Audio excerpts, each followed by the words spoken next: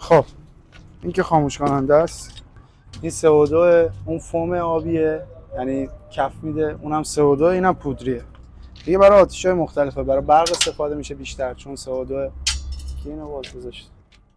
ولی خب راحت ترین و آسان ترین و کم هزینه ترین چیز همون آبیه که تو مخزن ما هست. در اینم توربوه برای تخلیه دوده. اون برم دستگاهمون اگر بیفته دستگاه تنفسیه که هر آتشفشان برای رفتن داخل آتیش باید دستگاه تنفسی داشته باشه که بتونه نفس بکشه داخل آتیش. یه مقدار سخت‌تر، سنگین‌تر هم هست.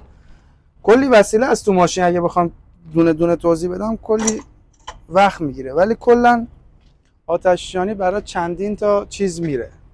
حالا که مردم فکر می‌کنن فقط برای آتش خاموش کردن، نه، برای تصادف میره، برای زلزله میره، حبس در اماکن، چه آسانسور چه اماکن دیگه، تصادفات هر مدلش، برای غواصی مثلا یکی گیر کرده باشه، فوت کرده باشه یا به هر نحوی.